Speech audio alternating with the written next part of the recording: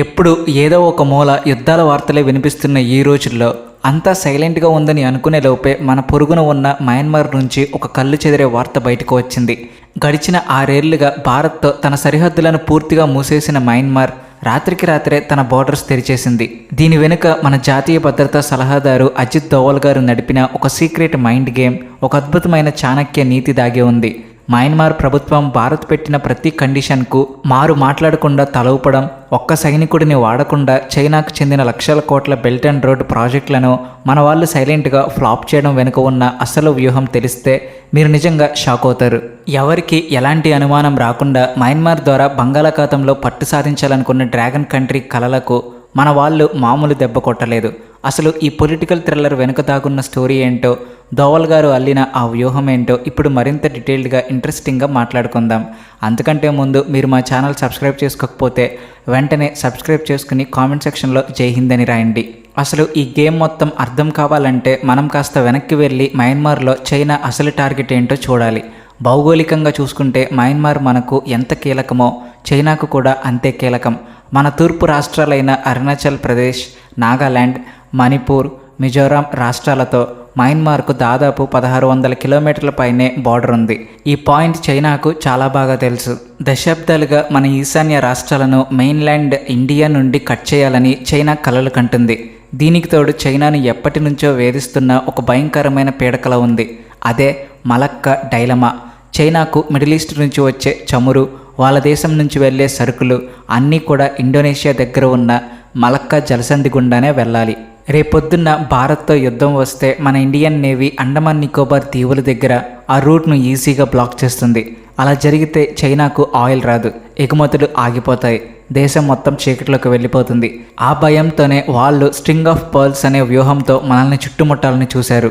శ్రీలంకలో హంబన్టోట పోర్ట్, పాకిస్తాన్లో గ్వాదర్ పోర్ట్ ఎలా కట్టారో అలాగే మయన్మార్ను కూడా తమ సొంత జాగిరిలా మార్చుకొని అక్కడి నుంచి డైరెక్ట్గా బంగాళాఖాతంలోకి ఎంట్రీ కొట్టాలని China Myanmar economic corridor plan వేశారు.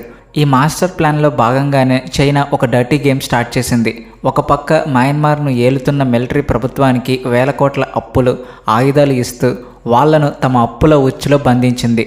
శ్రీలంకను అప్పుల పాలు చేసి పోర్టులు లాగేసుకున్నట్టే ఇక్కడ కూడా చేయాలని స్కెచ్ వేసింది. మరోవైపు అక్కడి ప్రభుత్వానికి వ్యతిరేకంగా పోరాడే లోకల్ రెబల్స్కు, మిలిటెంట్ గ్రూప్స్కు కూడా సీక్రెట్గా లేటెస్ట్ వెపన్స్ సప్లై చేస్తూ వచ్చింది. చైనా వ్యూహం చాలా స్పష్టంగా ఉంది. మయన్మార్లో ఎప్పుడు గొడవలు జరుగుతూ ఉండాలి, అక్కడ ఎప్పుడు అస్థిరత ఉండాలి. అప్పుడే వాళ్ళు బేరసారాలు చేయలేరు. వేరే దేశాలు అక్కడ పెట్టుబడులు పెట్టడానికి భయపడతాయి. అప్పుడు వాళ్ళు పూర్తిగా చైనా మీద డిపెండ్ అవుతారు. కానీ ఢిల్లీలోని మన ప్రభుత్వం ఇప్పుడు పాత రోజుల్లో కేవలం డిఫెన్స్ మాత్రమే కాకుండా అటాకింగ్ కూడా ఆడుతుందని అంచనా వేయడంలో చైనా ఘోరంగా ఫెయిల్ అయింది. మన దేశానికి ఉన్న అతిపెద్ద భయం సిలిగురి కారిడార్. దీన్నే చికెన్ నెక్ అంటారు. కేవలం 22 కిలోమీటర్ల వెడల్పు ఉండే ఈ ప్రాంతమే మన ఈశాన్య రాష్ట్రాలను మిగతా భారతదేశంతో కలుపుతుంది. చైనా టార్గెట్ ఎప్పుడూ ఈ చికెన్ నెక్ మీదే ఉంటుంది. డోక్లాం ఇష్యూ జరిగింది కూడా ఈ చికెన్ నెక్ దగ్గరలోనే. దీన్ని కౌంటర్ చేయడానికి మన వాళ్ళు మయన్మార్నే ఒక బ్రహ్మాస్త్రంగా వాడుకోవాలని డిసైడ్ అయ్యారు. ఇక్కడే అజిత్ దోవల్ గారి ఎంట్రీ జరిగింది. 9 ఏళ్ల క్రితం అంటే 2015లో మణిపూర్లో మన డోగ్రా రెజిమెంట్ మీద నాగా మిలిటెంట్లు దాడి చేసి మన జవాన్లను పొట్టన పెట్టుకున్నారు. అప్పటి వరకు మన పద్ధతి వేరు. మనం ఎప్పుడు మన బార్డర్ లోపలే ఫైట్ చేసేవాళ్ళం. కానీ ఆ రోజు అజిత్ దోవల్ గారి డైరెక్షన్లో మన 21 para special forces కమాండోలు Myanmar border లోపలికి కిలోమీటర్ల మేర చొచ్చుకు వెళ్ళి మిలిటెంట్ల క్యాంపులను తుడిచిపెట్టేశారు. ఆపరేషన్ హాట్ పర్స్యూట్ పేరుతో కేవలం 40 నిమిషాల్లో ముగిసిన ఈ సర్జికల్ స్ట్రైక్ మయన్మార్ మిలిటరీ జనరల్స్కు ఒక గట్టి మెసేజ్ ఇచ్చింది. భారత్ ఇక పాత దేశం కాదు, అవసరమైతే శత్రువుల ఇళ్లలోకి వెళ్ళి మరీ కొడుతుంది అని వాళ్ళకి అర్థమైంది. ఈ దెబ్బతో మయన్మార్ సైన్యం మన దారికి వచ్చింది. ఆ తర్వాత అసలైన ఇంటెలిజెన్స్ గేమ్ స్టార్ట్ అయింది. 2 దేశాల ఆర్మీలు కలిసి ఆపరేషన్ సన్ రైజ్ స్టార్ట్ చేశాయి. మయన్మార్ ఆర్మీ వాళ్ళ దేశంలోని యాంటీ భారత్ గ్రూప్స్ మీద అటాక్ చేస్తే మన ఆర్మీ వాళ్లకు శాటిలైట్ ఫోటోలు, drone footage, real time intelligence ఇస్తూ ఫుల్ లాజిస్టికల్ సపోర్ట్ ఇచ్చింది. దీనివల్ల 2 దేశాల ఆర్మీల మధ్య గట్టి నమ్మకం ఏర్పడింది.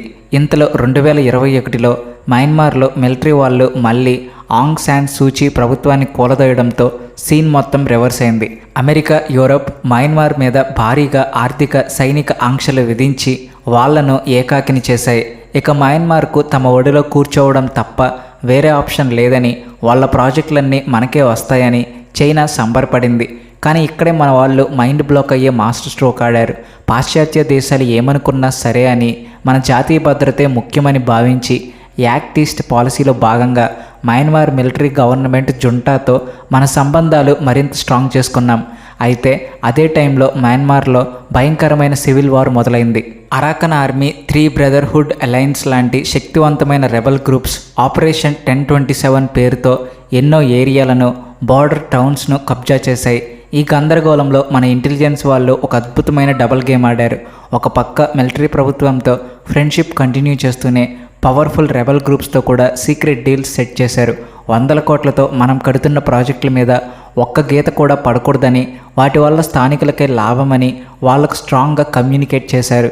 ఇంకేముంది, ప్రతిరోజు బాంబుల మోత మోగుతున్న మయన్మార్లో చైనా ప్రాజెక్టుల మీద దాడులు జరిగినా మన ప్రాజెక్టుల జోలికి మాత్రం ఎవరూ రాలేదు.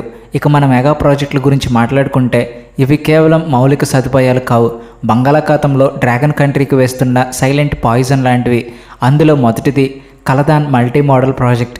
దీని ద్వారా కోల్కతా పోర్టు నుంచి సముద్ర మార్గం గుండా మయన్మార్లోని సిట్వే పోర్టుకు, అక్కడి నుంచి కలదాన్ నది ద్వారా పలెట్వాకు, అక్కడి నుంచి 109 కిలోమీటర్ల రోడ్డు మార్గంలో నేరుగా మన మిజోరాంకు సరుకులు చేరుకుంటాయి.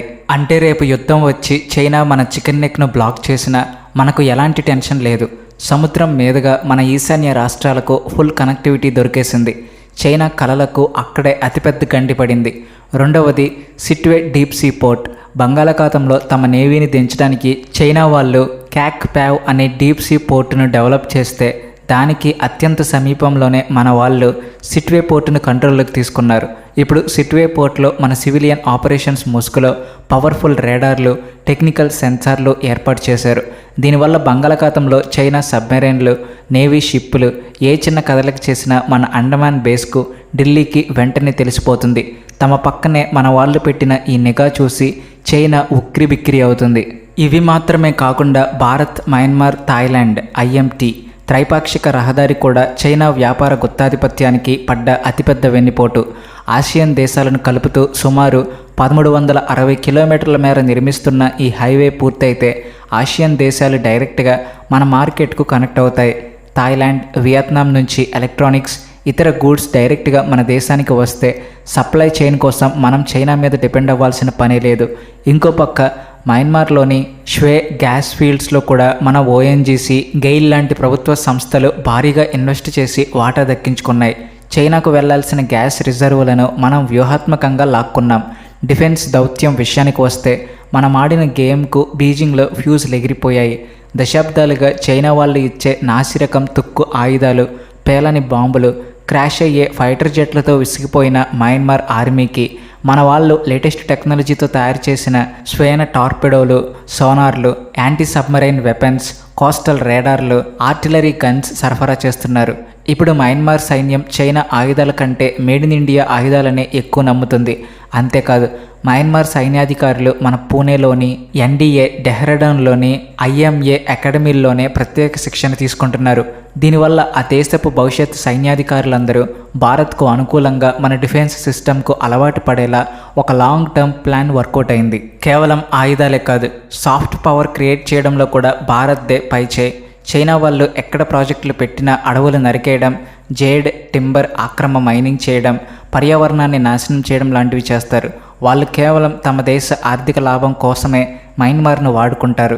అందుకే మయన్మార్ లోకల్ జనాలు చైనీస్లను దోపిడీదారులుగా చూస్తారు. కానీ మన భారత ప్రభుత్వం విషయానికి వస్తే మయన్మార్లోని మాండలేలో ఒక world class information technology institute MIIT కట్టారు. ఆసుపత్రులు, వ్యవసాయ పరిశోధన సంస్థలు కట్టించారు. బాదంలోని భూకంపం వల్ల దెబ్బతిన్న పురాతన బౌద్ధ పగోడాలను ఆర్కియాలజికల్ సర్వే ఆఫ్ ఇండియా ద్వారా పునరుద్ధరించారు. కోవిడ్ టైంలో పాశ్చాత్య దేశాలు మయన్మార్ను గాలికి వదిలేస్తే మన ప్రభుత్వం వ్యాక్సిన్ మైత్రి కింద లక్షల డోసుల వ్యాక్సిన్ను ఫ్రీగా ఇచ్చి అక్కడి జనాల ప్రాణాలు కాపాడింది.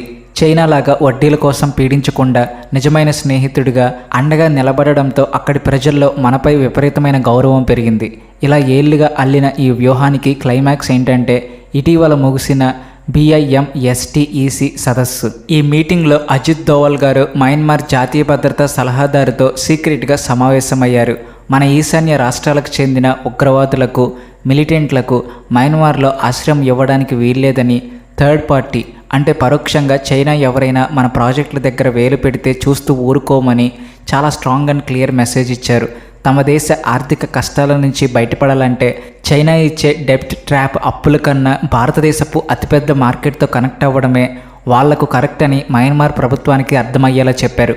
దానికి వాళ్ళు కూడా 100% అంగీకరించి చైనా ఒత్తిడిని పక్కన పెట్టి మరీ 6 ఏళ్లుగా ఆగిపోయిన బార్డర్ ట్రేడ్ను మళ్ళీ అధికారికంగా స్టార్ట్ చేశారు.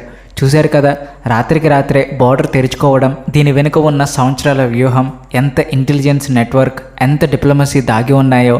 అజిత్ దోవల్ గారి పాలిటిక్స్ ఎప్పుడు తక్కువ మాట్లాడి బయటకు కనపడకుండా లోపల నుంచి గట్టిగా దెబ్బ కొడతాయి అనడానికి ఇంతకంటే బెస్ట్ ఎగ్జాంపుల్ ఉండదు. ఒక్క బుల్లెట్ కూడా పేల్చకుండా, ఒక్క సైనికుడిని యుద్ధానికి పంపకుండా చైనా లక్షల కోట్ల ఎకనామిక్ కారిడార్ ప్రాజెక్టులను మన వాళ్ళు సైలెంట్గా ఎలా ఫ్లాప్ చేశారో, బంగాళాఖాతం మీద ఆధిపత్యం చలాయించాలనుకున్న చైనాను అక్కడి నుంచి ఎలా తరిమి కొట్టారో ఇప్పుడు ప్రపంచం మొత్తానికి అర్థమవుతుంది. ఇది మన దేశపు సరికొత్త విదేశీ విధానం. పాత పద్ధతులను పక్కన పెట్టి నవభారతం ఆడుతున్న అగ్రెసివ్ జియోపొలిటికల్ గేమ్. ఈ మొత్తం స్టోరీ విన్నాక మన ఫారిన్ పాలసీ మీద, అజిత్ దోవల్ గారి మాస్టర్ మైండ్ మీద మీరేమనుకుంటున్నారో మీ ఒపీనియన్ను ఖచ్చితంగా షేర్ చేసుకోండి. జై హింద్. అలాగే please like and share and also thanks for watching.